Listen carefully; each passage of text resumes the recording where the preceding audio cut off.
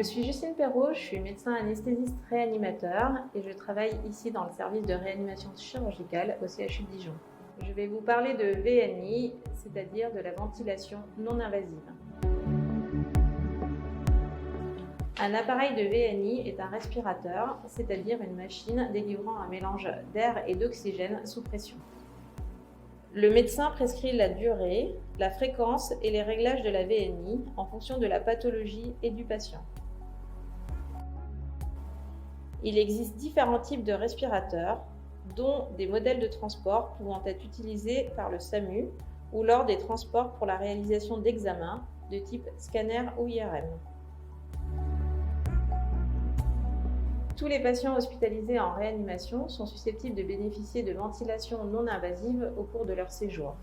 Soit à la phase aiguë, les patients concernés sont ceux admis dans le cadre de l'urgence, soit par exemple pour un œdème aigu du poumon ou lors de défaillance cardiaque, ou encore pour une décompensation de bronchopneumopathie chronique obstructive, BPCO, par exemple liée à une surinfection. Certains patients peuvent être concernés par la VNI en post-opératoire de chirurgie, du fait de leur terrain, dans un contexte de syndrome d'hypoventilation en lien avec une obésité, ou du fait d'une chirurgie à haut risque de complications, par exemple certaines chirurgies thoraciques ou abdominales. Les patients concernés par la VNI au quotidien sont ceux ayant un syndrome d'apnée du sommeil. Dans ce cas, le patient amène avec lui lors de son hospitalisation son appareil de domicile et il peut en bénéficier la nuit et la journée si nécessaire.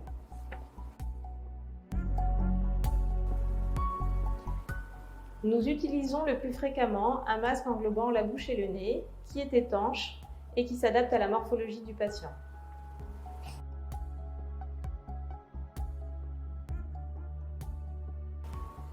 Nous avons à notre disposition différentes interfaces pour améliorer la tolérance et le succès de la VNI.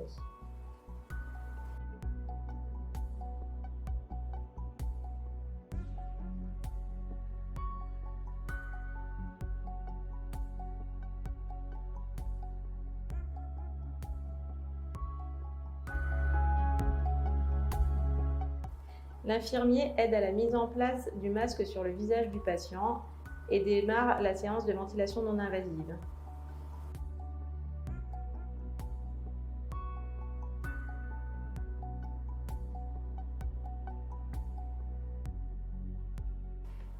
La VNI est réalisée de manière continue pendant plusieurs heures ou toute une nuit, ou encore de manière discontinue, par exemple 1 heure toutes les 3 heures.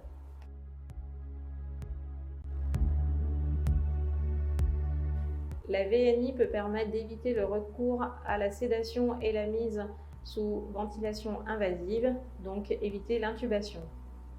La VNI peut améliorer les échanges gazeux, c'est-à-dire l'oxygénation, et à l'inverse aider à l'élimination du CO2 produit par les cellules et qui est toxique en cas d'accumulation. La VNI permet de diminuer le travail des muscles respiratoires grâce à l'aide apportée par le respirateur.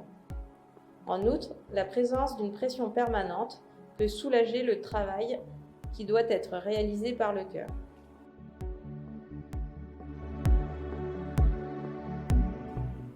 La tolérance de la VNI est bonne car elle améliore en général rapidement les symptômes présentés par le patient. Il est possible d'avoir un temps d'adaptation qui correspond au temps dont le patient a besoin pour s'habituer à respirer en recevant de l'air sous pression. Dans ce cas, il est possible de régler la machine de façon à ce que la montée de l'air en pression soit progressive. La communication avec le patient pendant les séances de VNI n'est pas forcément facile du fait du masque qui étouffe le son de la voix. Cependant, le masque peut être retiré à tout instant si nécessaire. Il est possible de programmer les séances de VNI en dehors des moments de visite de la famille.